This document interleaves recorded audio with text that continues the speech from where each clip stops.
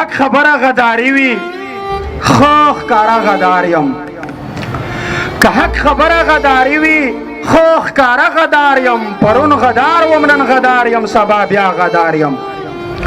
کچیر تسبینه و صفا خبره کړل جرم وي کدی مظلوم او یتیم اوخ کې پاکول جرم وي کچیر تخپل مظلوم ولست حق غوښتل جرم وي کدی تور سرو د ناموس حیا ستل جرم وي نو زه مجرم یم ما بندي کړی ما په دار کړی راشي د خپل وطن کام په خبره مې سنگسار کړی راشي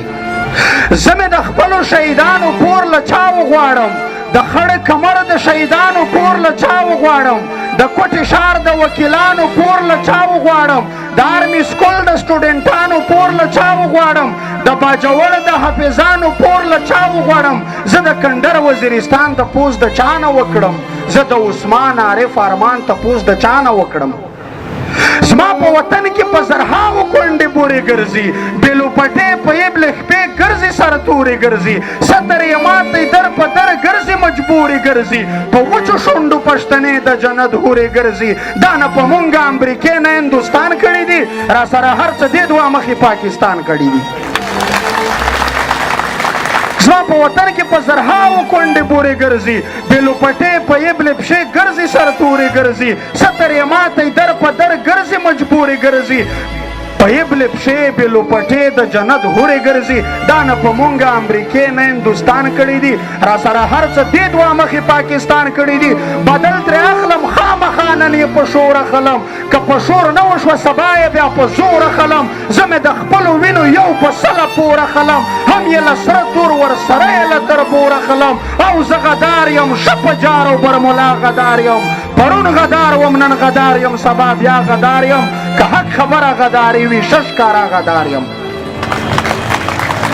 آفیا صدیقی په ډالرو باندې چا خرڅه کړه پر انګریزانو چا ناموس او چا حیا خرڅه کړه په لال مسجد افسا ظلمونه چا وکړل ای پاکستانیانو اسرائیل او که انډیا وکړل پردي جنګونه په ډالرو دلته چا راوړل غټ غټ بمونه په ډالرو دلته چا راوړل وزیرستان ته د ازبک او تاجک چا راوستل په چک پوسټونو په چک پوسټ په پاټک چا راوستل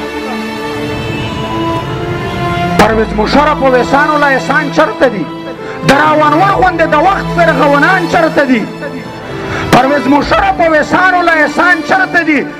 د راونور غوندې د وخت فرغونان چرته دي ابینندن باندې چایونه بسکټ چا وخوړل وار پر چا کړی و ترې بیرته راکټ چا وخوړل ووایه عزت در مشرف راهیل باجوا غدار یم پرون غدار وم نن غدار یم سبا بیا غدار یم که حق خبره غداري وي شش کاره غدار یم وای موږ ته تکړه له بنګال خپل پتلون راوړه درنه بیل شوی کشمیر دې نن پرون راوړه په لرو برو افغانانو سترګې مه وباسه په دې مظلومه انسانانو سترګې مه وباسه خو حوصلې مه بایلئ زما د غورځنګ ملګرو سره روان شئ کلک یوازې څنګ په څنګ ملګرو پاڅئ همدا وخت دی د پرېکړې او د ننګ ملګرو په وطني شمه شئ تاو لکه پتنګ ملګرو انشاءالله بیا به په راټک خپله جنډه درو د خپلواکۍ بیرغ به پاس په مرګله درو دا مې ناره د ګیلمن به خامخا غدار یم پرون غدار وم نن غدار یم سبا بیا غدار یم که حق خبره غداري وي شش کاره غدار یم ډېره مننه